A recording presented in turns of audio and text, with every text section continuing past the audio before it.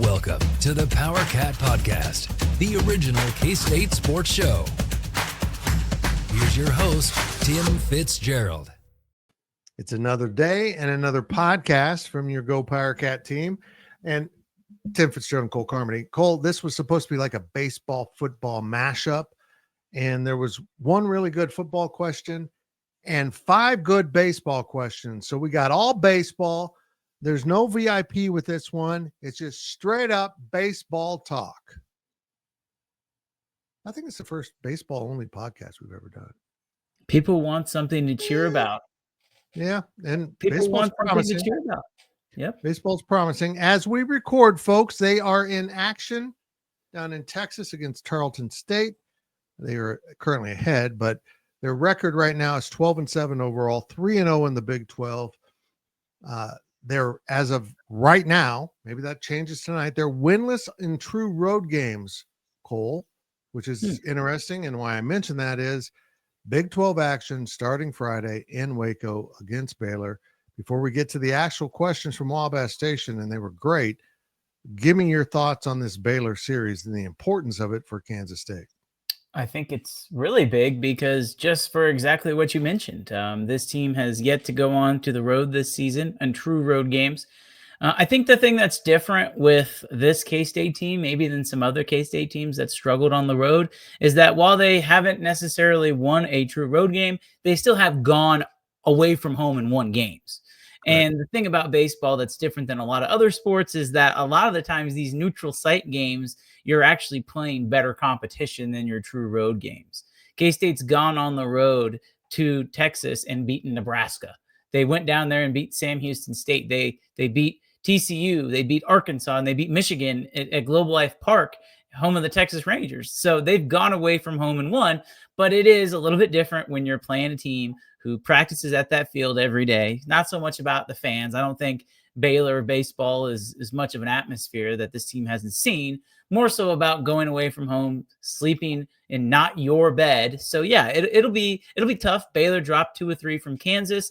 Were on their way to getting swept and then found a way to come back and win and salvage the game 3 of the 3-game series on Sunday against the Jayhawks, who seemingly are a good team now. I'm not totally bought in. We'll see more about them here when K-State plays in April, but yeah, it's a big series. Baylor struggles on the mound, so if K-State wants to win this series, they're going to have to bring their sticks.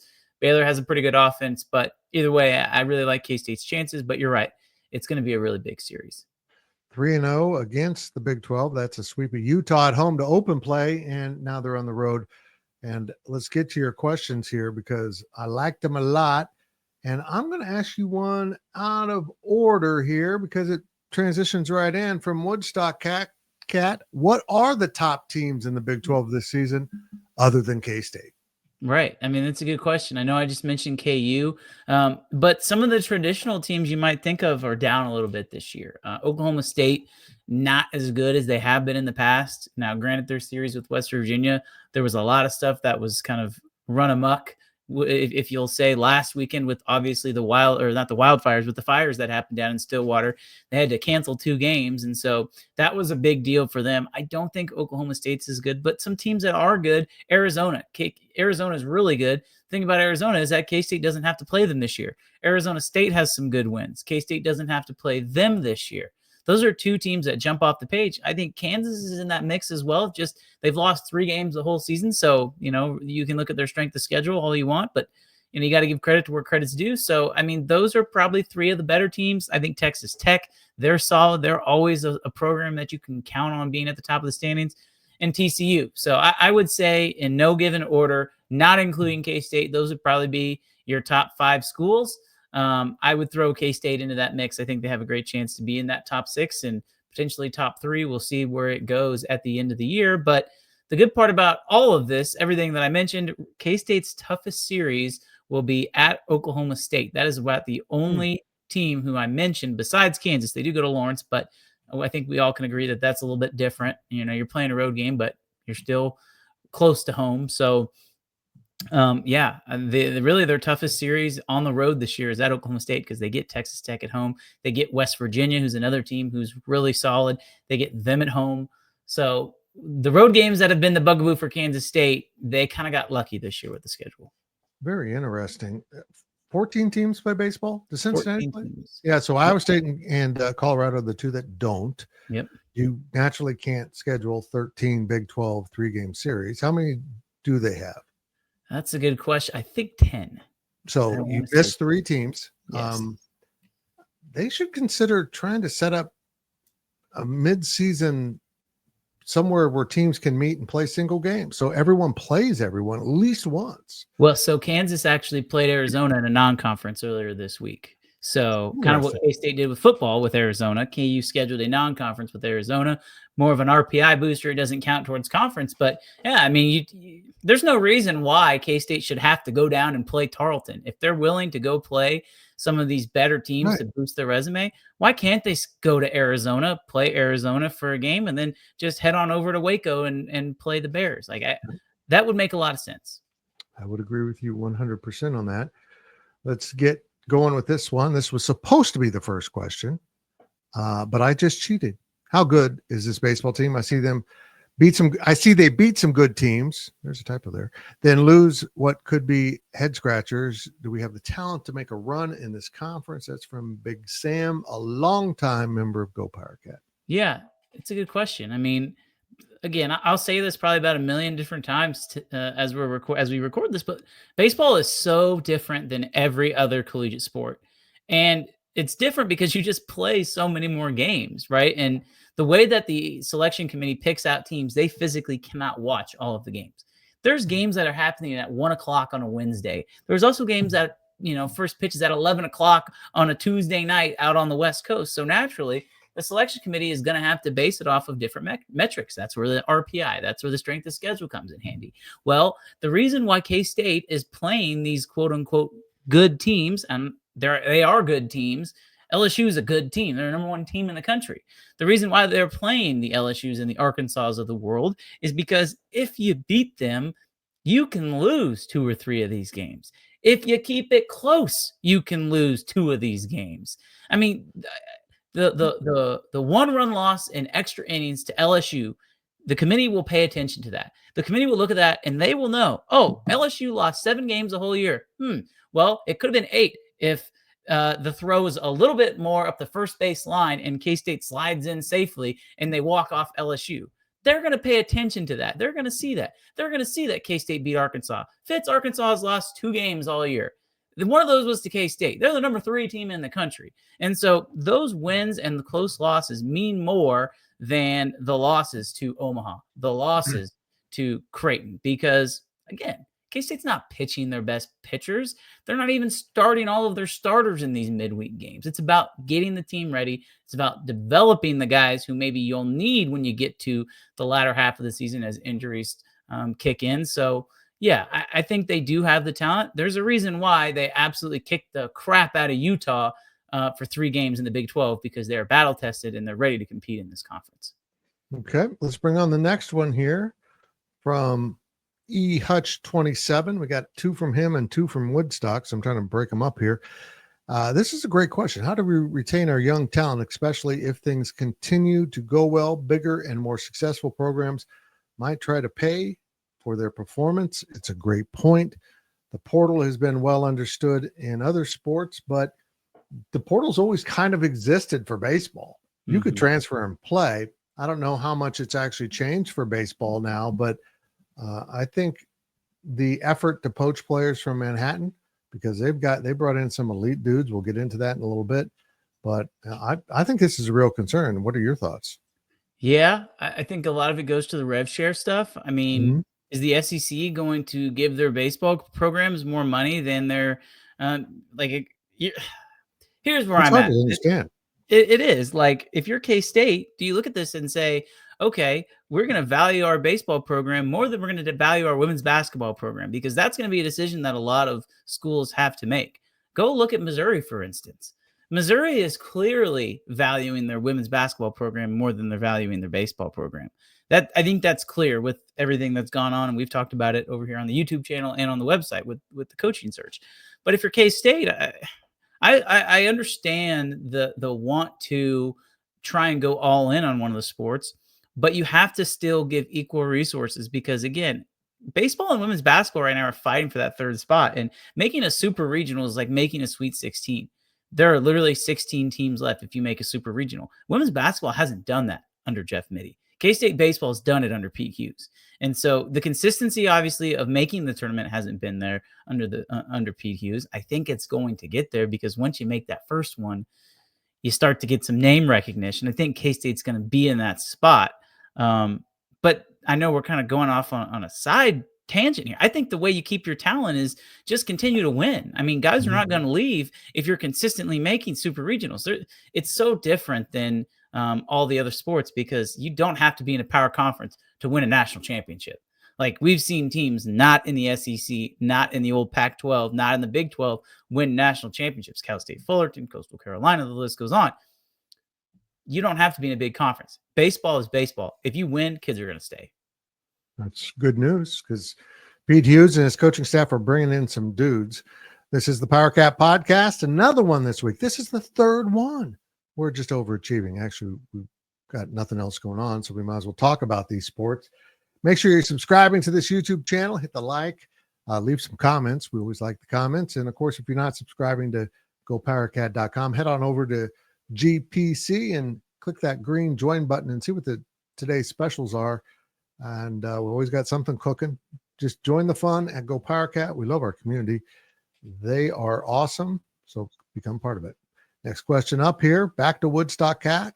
Many of us know about Maximus Martin so far. God, I love that name. What a great name. His parents hit a home run with the name, and then he is hitting home runs with the name. It's amazing. Who are the players that may break out during conference play? Who is there to complement Maximus Martin?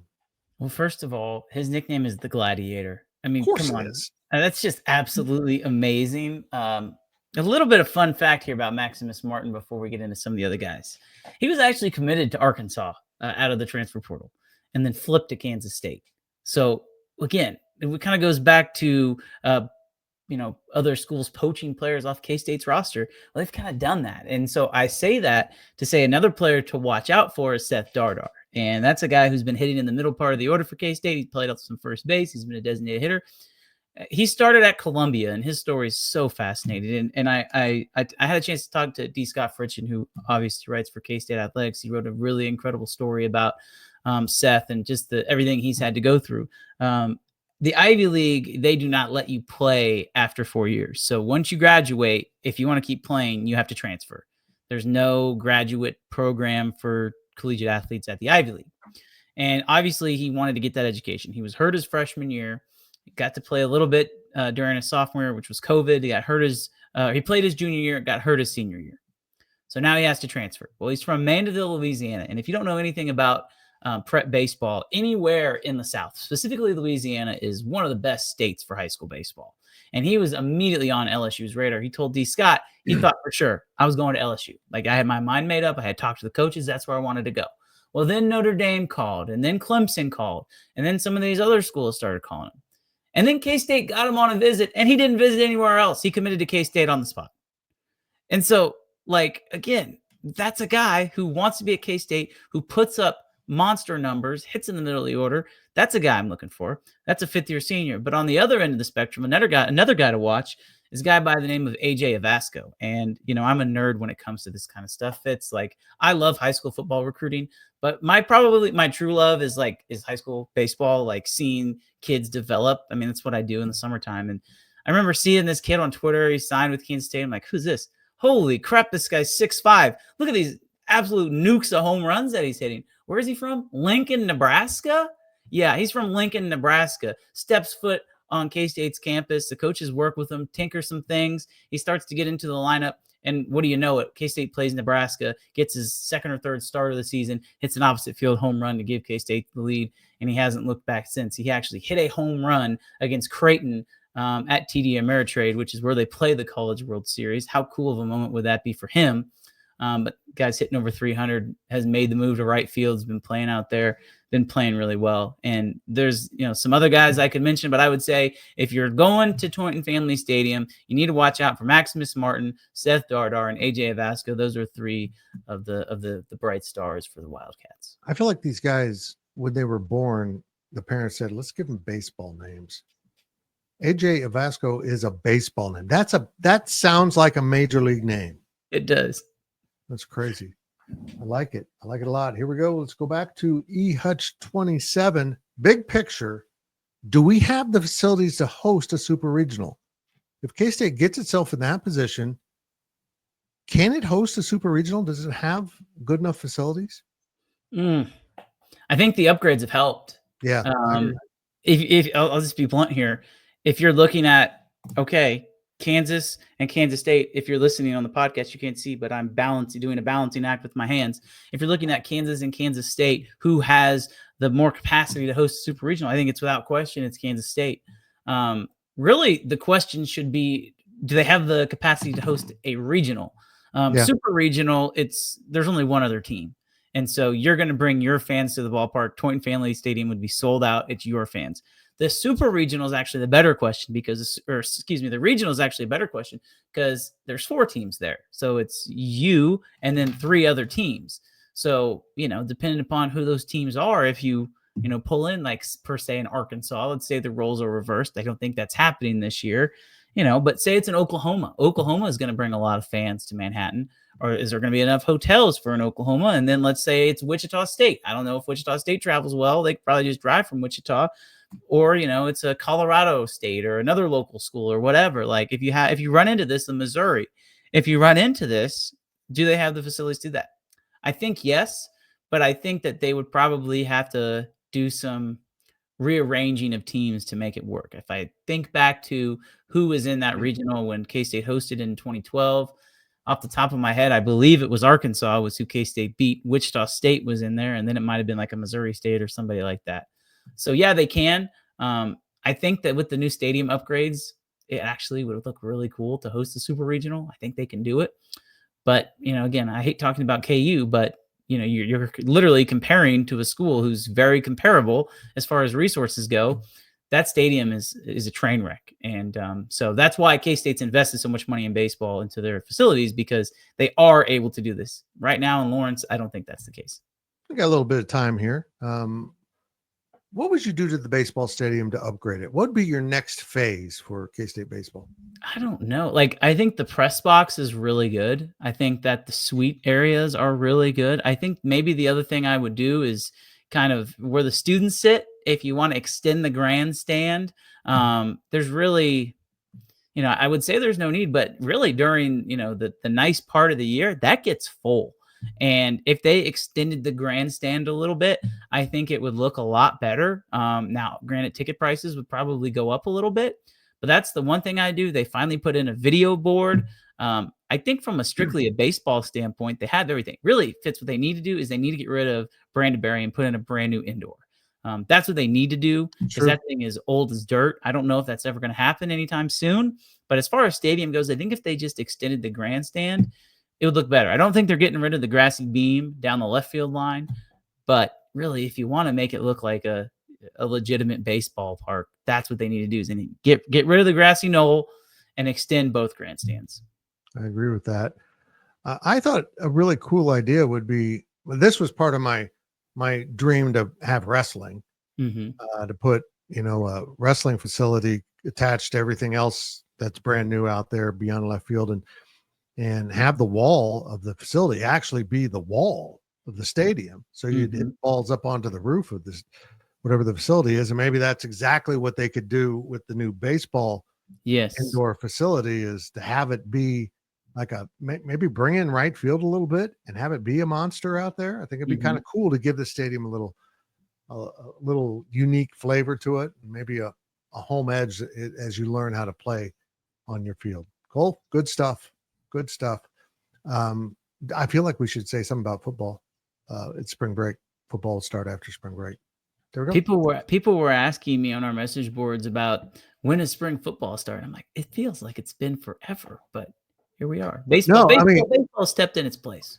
Yeah, I mean, this is different. Chris Kleiman's moved it all beyond spring break, and I think he's condensed it a little bit. He's not a fan of spring football. He's just not. He's had so many shortages of bodies that, it's like we're just kind of winging it half the time. That's not very valuable. what? It's coming. We need it. So K-State fans have something to chew on.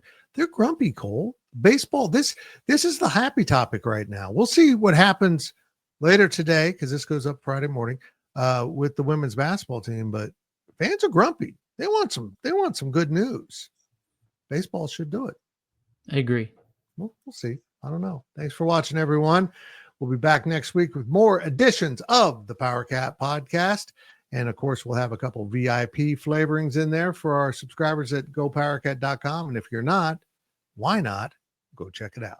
This has been a gopowercat.com and Spirit Street production. Please support this show by subscribing to this YouTube channel or follow us on your favorite podcast platform.